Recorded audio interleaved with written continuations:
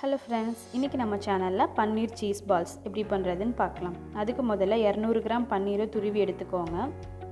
பொடியா நறுக்குன ஒரு பெரிய வெங்காயம், 1/2 கப் அரிசி மாவு, பொடியா நறுக்குன கொத்தமல்லி இலை, பொடியா நறுக்குன 2 பச்சை மிளகாய், 1/2 டீஸ்பூன் மிளகுத்தூள், 1/2 டீஸ்பூன் சீரகத்தூள், தேவையான அளவு உப்பு சேர்த்து எல்லாம் நல்லா கலந்து பிசைஞ்சுக்கோங்க. தண்ணி எதுவும் இதுக்கு சேர்க்க தேவையில்லை. தண்ணி சேர்க்காமலே இது போல் நல்லா கலந்து பிசைஞ்சுக்கோங்க. இது போல் எல்லாம் நல்லா கலந்து பிசைஞ்சதுக்கப்புறம் இதிலிருந்து கொஞ்சமாக எடுத்து நம்ம உருண்டையாக உருட்டிக்கலாம். நல்லா உருட்டினதுக்கப்புறம் இது கையில் வச்சு லேசாக அழுத்தி விட்டுக்கோங்க. உள்ளே நம்ம சீஸ் க்யூப் வைக்கணும்.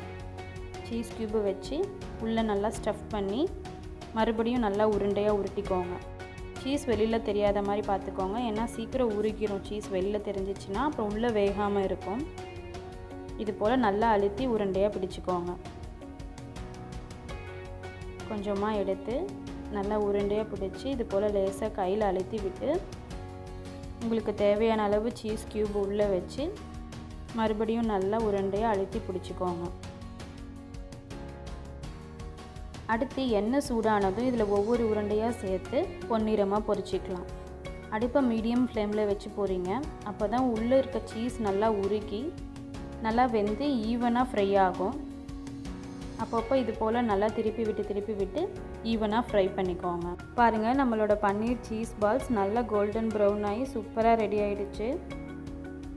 வெளியே நல்லா கிறிஸ்பியாகவும் உள்ளே நல்லா சாஃப்டாகவும் இருக்கும். இதை நம்ம கெச்சப் கூட வச்சு சாப்பிட்டா ரொம்பவே சூப்பராக இருக்கும். நம்ம மீதி இருக்கிற உருண்டையுமே ஒன்று ஒன்றா சேர்த்து நல்லா கோல்டன் ப்ரௌனாக பொரிச்சிக்கலாம். அடுப்பை மீடியம் ஃப்ளேமில் வச்சு போகிறீங்க. பாருங்கள், நல்லா சூப்பராக ரெடி ஆகிடுச்சு. பார்க்கவே சூப்பராக இருக்குல்ல? நீங்களும் உங்கள் வீட்டில் கண்டிப்பாக ட்ரை பண்ணி பாருங்கள். மறக்காமல் நம்ம சேனலை லைக் பண்ணுங்கள், ஷேர் பண்ணுங்கள், சப்ஸ்கிரைப் பண்ணிக்கோங்க. நெக்ஸ்ட் வீடியோவில் பார்க்குறேன். Bye friends.